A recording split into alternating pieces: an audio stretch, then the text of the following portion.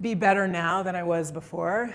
And I am. You feel that way? Yeah. Like you're in the best shape of your life? I'm in the best shape of my life. I love that. Welcome to Lifting with Liz. I am so hyped because today I have Monica Molenaar. She is the co-founder of Alloy Health, which is a digital platform that helps women in midlife thrive by pairing them with menopause-trained physicians. She's really been a trailblazer in this space. Not only that, she's a mom to two and a total badass who I have gotten the pleasure to know over the last year. I am so excited to work out with you. Me too. We've been talking about this for so long. We've been like social media buddies. I've been cheering you on as you've been deadlifting and going after your pull-ups. So yes, you're the one who got me my pull-up. Monica followed my best case scenario 4-week pull-up playbook plan, and it actually worked. So she is proof of that. But we're gonna start with a warm-up. So let's come on down to the floor. How is your body feeling? I've been really on the road a lot. Yes. The last couple of weeks, we had an all-team offsite in Nashville with almost 50 people, which was really fun. But so I've been kind of here, there, and everywhere, which made me a little bit tight. Yeah. But I'm loosening up. So your team is remote. You all are all over the country and world because you actually live. I live in the Netherlands. I live in the Netherlands. What is that like? You were born in the United States, spent most of your life here.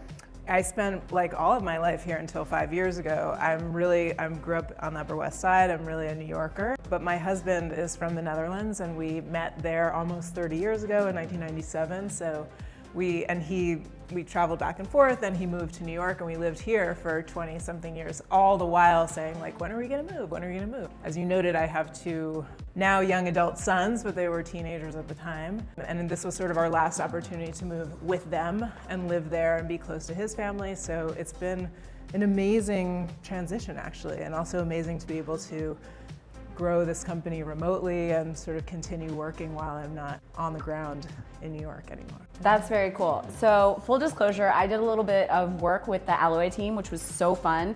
And you were on Slack all the time. I would never have known you were like halfway across the world. So you make it work. I work a lot. Yeah, well, founder life, right? But what's great actually about my schedule is that I don't really start working until 3 in the afternoon, more or less. So I work on Eastern hours, which is what the whole company does. Ooh, but so then I you're have really late. I'm up till like 10 on Zoom till 10 or so, and then I wind down for a bit. But I have the whole day to be relaxed and do my things, and so I actually really like this schedule. Like Cool. It's totally different. I turned it into something that really works for me. Do you get any sleep as we pick up our weights? I think I sleep later, and basically I sort of divide my day into 3 8-hour chunks essentially. So I have like 8 hours in the daytime, 8 hours of working day, and 8 hours of sleep, more or less. So I am curious about how Europeans live their lives. Is there anything you've noticed, whether men or women, just things they do that inspire you, or you're like, I wish we did a little more of that in the States? I think that actually from a sports perspective, at least in the Netherlands, what's really interesting is that sports is something, like organized sports is something that people do from the time that they're children through like 80s, or 90s. Like if you... Like in leagues and stuff? In leagues. Cool. Soccer, field hockey, and it's men and women. And so sports and sort of that social community around sports is really entrenched in the culture. I worry I would break an ankle if I attempted to play soccer, which I grew up playing. Do you play any organized sports? I don't, but my husband does. What does he do? He plays soccer every Saturday That afternoon is so with a bunch cool. of guys. I love on a that. Field. He did that in New York also. Oh, that's awesome. He boxes also and plays tennis and does different things. I generally work out, and I'm kind of more of a lone wolf than a I get team that. sports That's person, how I mostly do workouts, but I do love it when I have somebody a buddy. Okay, we're doing goblet squats now. So feet a little wider than hip width, kind of turned out, and we'll go down, keeping our chests up and proud. Okay, we'll do 10 of these. We could probably do heavier on this too. I think we could do it. I've adopted the, lift heavy lifestyle. When did you get into that? It's been a little over a year that I've really been super consistent, although the last 5 years or so I've done weight training kind of through the pandemic. But I don't know if you know this, but I had a prophylactic double mastectomy. I was gonna ask you about that, Yeah, because I'm BRCA positive, and that's sort of what started my whole menopause journey in the first place. And how old were you when you had that diagnosis? 39. Okay, and you're how old now? 51. Okay, so how did your diagnosis and then your procedures impact your fitness? So I had my ovaries removed 11 years ago. That's what put Switch me sides. into menopause. Okay. But I didn't have my breast removed. It actually sort of, after starting Alloy and speaking to so many women sort of in my situation who ultimately got breast cancer and then had to stop taking estrogen for at least the period of time that they were being treated, which could be 5 to 10 years, I realized like I'm so well managed at the moment that I didn't want to, hard to speak. Good job. I know.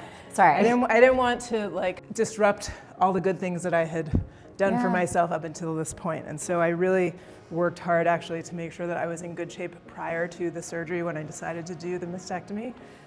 So I started weight training and really sort of getting prepared because I knew that, or I believed that the better shape I was in prior to surgery, the easier the recovery would be, which it absolutely was. That's awesome. Yeah. And then it was 2 surgeries, so it took really a full year. Yeah. After which I gained quite a lot of weight and kind of got out of shape. Yeah. And so it was really in working with a trainer and getting it starting last November, so a year ago and a little bit, to really sort of like pull myself back together. Wow, Monica. Actually, somebody had said to me, one of the doctors that I know in sort of the community said that she put me in touch with a friend of hers who had done the same thing and said a year later, after she was always done, she was in the best shape of her life. And that was my goal. Like, I'm gonna be better now than I was before, and I am. You feel that way? Yeah, like you're in the best shape of your life? I'm in the best shape of my life. I love that. I've never been in such good shape. That is so inspiring, and I hope everybody watching this shares it with somebody in their life who's navigating something difficult, whether it's that type of diagnosis or something else. What you went through health-wise, was that part of the impetus for the idea for Alloy? Absolutely. I had my ovaries removed prophylactically when I was 40, and in the middle of New York City at one of the best hospitals, and the only thing that anyone ever talked to me about was that I couldn't have more children. But nobody prepared me for the fact that I was going into menopause the next day, and it took me like 5 years and more than 5 doctors to actually, and starting Alloy really to kind of get my own self managed and sort of on a kind of consistent So you built it because it was I needed what it. you needed. Yeah, and you wanted other women. Isn't that amazing? Yeah. There are very few people that do this, but I am so inspired by women who take something so difficult and challenging and devastating and turn it into so much goodness. Like, Yeah, do and you feel that every day? I do. I feel it every day. The community honestly you've do. built, and I know it because I worked with you all, but I can even see it from afar watching all that you all are doing. And what we really felt was that it was important to not only connect women to really accurate information, because there's been so much disinformation around, or lack of information around menopause, but also really expert doctors who are caring and mission aligned to actually give women the validation that they need and the ongoing support over a period of years, because this is not something that just happens one day and then you're done. Like, you really need that care over a long period of time. Heck yeah. And also the solutions, like there are things that we know that are going to help you feel better, not only today, but help maintain your health span for the rest of your life. Yeah. Estrogen is really important for women, as is weight training and eating well and all the other things. It's not just one thing, but you do need to have the key. Yes. To unlock all the rest. Yes. That's sort of where we started. 5 pillars of health: movement, nutrition, sleep, stress management, and community. And then if you've got those locked up, then we also can get a lot of benefit, potentially, if you're the right candidate, from some support from medications and prescriptions and other tools that your doctors can provide. Yeah. And the way I like to think about hormone replacement therapy, actually, or menopausal hormone therapy, it's almost like microdosing estrogen, which is the thing that your body has the definition of menopause is basically the loss of estrogen. Right. The lack of your ovaries. Your ovaries stopping production of estrogen, and that's what causes all of the symptoms that women feel. So actually, for most women, it is actually quite safe and very effective. And we've just sort of taken that away from women. So we're really trying to get that women back. Well, you all are feeling confident about it. Spreading the word, and your team and your doctors and somebody who's been in this space for so long. It's so heartening to see the world just talking about it in everyday conversation. Yeah. And It's so different from not so only 11 different. years ago when I went into it, but Yeah. 6 or 7 years ago when my partner Ann and I started working on Aloe and talking about it. We were just told over and over, like, isn't this really niche? Are you sure people are interested in this? Ann and I worked together in the magazine world, so we overlapped for a hot second. And I know when she was at Mary Claire that she did some stories on menopause, which we did a lot of at Women's Health. But I only found in my last couple of years at the brand that people were finally clicking on them and engaging with them, which was like a real inflection point. So I think it's so cool that you started this with another very smart, very badass woman. Tell me a little bit about how you and Ann got into business together. It's such a funny story. I mean, we really just met kind of personally, nothing about business, but we both had puppies at the same time, so we literally met through the dogs. Aww. And started walking and talking. You know how it goes when you're walking and talking at 6:30 in the morning. You go deep very fast. Like we're doing right now. Exactly. That's the whole point of movement with friends. Exactly, Yes. exactly.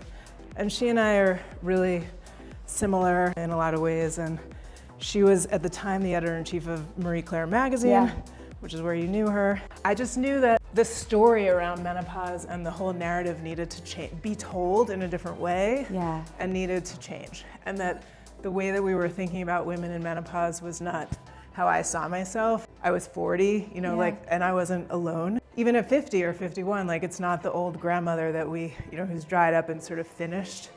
Gray hair, canes, all the ways Exactly. menopausal women were depicted for most of our lives. Exactly. Right. So it was like, this is actually, we're here right now. Not that there's anything wrong with gray hair. Nothing's wrong with it, but also, like, it just wasn't, we were sort of deleted from the system after you weren't having kids anymore. It doesn't look like nobody any one cared thing, it looks anymore. like everything. Right. Yeah, exactly. And so I was like, we need to tell the story differently.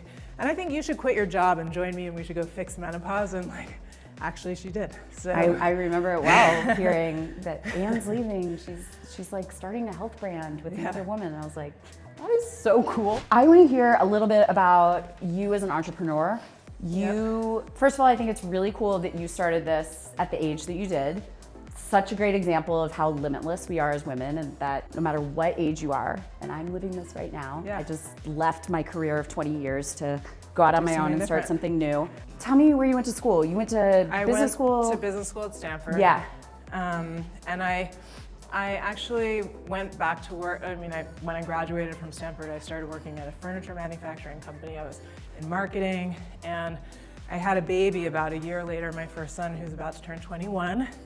And I had a glitch in my caregiving. At a certain point, I didn't have somebody to take care of him. He was an infant, and I was working for a really inflexible company. And I was sort of like pushed out. I couldn't leave my baby alone at home, and they didn't give me any flexibility. You've literally gone through like every stereotypical awful thing that happens to women. I've gone through everything. Yeah. And I've also I've sort of stayed at home with my kid, then I had another baby, then I worked part-time, then I worked full-time, then I didn't work at all, and I sort of all between 30 and 40, I did every iteration of sort of working mother, stay-at-home mother, part-time working mother, but I didn't really advance my career in kind of a linear way at that point.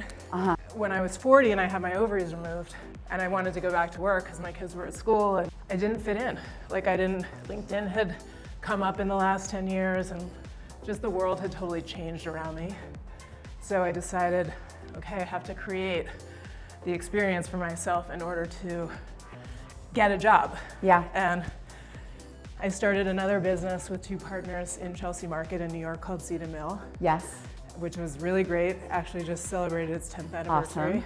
Still going strong. And that was a really fantastic experience. Very different, but also, like, I, as an entrepreneur, have realized, one, I'm very good at, like, having a big idea and getting people interested in it and sort of activating, like, people from my network. And that's one of the things also about starting a business when you're older, is that the people that you know and can draw in also have experience and perspective and context. And so it's like, just different than being 20 and being unsure of yourself. You have wisdom, life experience, a deep network. It's been incredibly fun to start something in women's health for all the women, me and my age, to be able to interact with people like you and to sort of create this conversation that now everybody is talking about, whereas 7 years ago, nobody wanted to talk about it. Nobody wanted to hear the word menopause. I know. Nobody knew the word perimenopause, and it's been just this like ongoing effort to get the conversation going. There are now a lot of digital platforms, telemedicine companies, whatever you call them, that I feel like are playing in the same sandbox as Alloy. I mean, I've seen that really proliferate over the last couple of years since you all launched. So talk to me about how you continue to trailblaze and like what you think your competitive advantage is. What was really important to us from the beginning was solving a problem for women. What's the real thing that women are struggling with? They put themselves last on the list of being cared for. So they're generally, especially at this age, caring for their children, their partner, their parents, their dog, their whomever. Everyone comes before, their neighbor, like everyone comes before they do in terms of taking care of their health. So we wanted to make it easy, convenient, accessible. As I said, we also really understood that women need experts who understand nuance, who can see them as whole people and sort of understand their medical experience or history up until this point. And give them good advice. And we wanted to take the fear away from the solutions, the prescription solutions that really work, not only to solve your symptoms, but to really protect you in the long term, especially if you start treating your menopausal symptoms at the right time before you've developed chronic disease. So I think we're really differentiated in the fact that we only have really experienced doctors who've been doing this for decades and who are mission aligned to give women the best care possible. And we've used technology to create a system where women literally get direct connection with the same physician for the duration of the time that they are getting something from Alloy or getting care from Alloy. I have a surprise finisher for us. If you're up for it. I'm up for it. Do you want to try a pull-up while we're together? Yeah. Oh, yes. Let's go do it. Let's go to the pull-up bar. I'm so hard on these, but let's see if I can do it. Okay, here we go. One and done. Woo! Yeah. All right, I did it. It's your turn. I think I typically do it this way. Okay, great. Yes, everybody has a different grip. You got this. Yes! I love it! That was so strong. That was textbook. That makes me so happy. Okay, we gonna move into our high five questions, which is my favorite part of the workout. Number one, something surprising that's always in your gym bag. I always carry my Alloy water bottle, which I love, but I'm trying to get more creatine in my diet thanks to you and others. Yes. Well, I wrote a Substack about upping our creatine dose. I now take 10 grams a day based on a lot of research I did. But I believe that because you handed me an Alloy hat when I saw you today, so I'm not surprised at all. And hydrating is very important. Number two, a power song that never fails you. Eminem, 8 Mile. Oh, yes. Very good, Believe in yes. That is a good one. Do you have a go-to mantra? I don't really have a go-to mantra. What I do have is there are certain lessons that I live by. One is like, certainly in terms of business, don't hide your ideas. Be open and talk to people about your ideas. And basically like you can always be assured that at any one time, 10 or 20 people in the world will have the exact same idea as you, but it's really all in the execution and who can execute better and faster and actually get it done. And so I'm very communicative and open. And like, for example, with Anne, I was like, hey, we should do this. I have this idea, let's develop it. And it's in the communication and the association with other people where the sort of the sparks start to fly. And if you keep things to yourself, you actually won't be open to the great things that can happen when you kind of execute together. I love that. And what I also heard, whether you meant it or not, is that even if somebody else has it, if you are passionate about it and do a really, really awesome job, then you'll win. Yeah. Or there can be multiple winners. Yeah. Like it's not, there's everything in life isn't a zero-sum game. Yeah. That overused phrase that ships rise together. Yeah. Right? Do you have a favorite meal in your 8x8x8 day? So I'm really into nutrition and what I eat. Actually, I cook all the time, and that was actually the impetus for me to start Seed a Mill, is that I really wanted to be in food and sort of be a part of the changing ways that Americans were eating at the time and sort of a focus on more plant-based or just different things. I find that the thing that we're most lacking in is fermented foods, actually, probiotics and sort of feeding the gut. So much to my children's chagrin, I basically have either sauerkraut or kimchi or miso or something at every single meal, because I think that it's really important to have a diversity of things in your diet.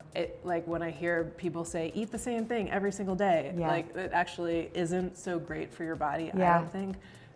But I really, even my initial idea for Aloe actually was like, how the fuck do you eat for menopause? Because I was kept gaining weight and I didn't know why, and there was nothing I could do to stop it. And so I was really, very focused on making sure that from a nutritional standpoint, I was getting, what I needed. But getting enough protein is really tough. I struggle with that. Like, how do you actually eat enough to get all of those grams of protein? But, it's my overall, do the best we can. We do the best we can. And that's, I think, also what's really important. Like, not being overly controlled or allowing this stuff to kind of rule your life. Life is still for living. It's a marathon. Think about it, make your best effort. Being consistent, tomorrow's a new day. You can always do better. Those are kind of like my mantras, actually. Like, cool. Trying not to be too hard on myself. I love that. And I also love pickles and all the fermented everything. I have during the pandemic, such a trope, but I got very into pickling my own. I need to get back into that. I loved it so much. Pickling or fermenting? Well, pickling, yes. But I do love sauerkraut and all the things. Yeah. My very last question of the day, one word people would use to describe you. I'm an optimizer. I'm always looking for like how to make this better, whether it's myself or with Aloe or whatever I'm doing. It's like, how can I improve? Yeah. And so I'm sort of like a continuous learner, I think. Oh, I love that. And I definitely hear that in your journey and as I've gotten to know you over the last year or so and during this workout too. Thank you for sharing about your personal health story and kind of professional journey, as well as all the awesomeness that you've built at Aloe Health. Together. I know they're all woven together, which I think is how the best things in life are. So that was awesome. I'm so glad we finally got our workout together. Thanks for coming on the show.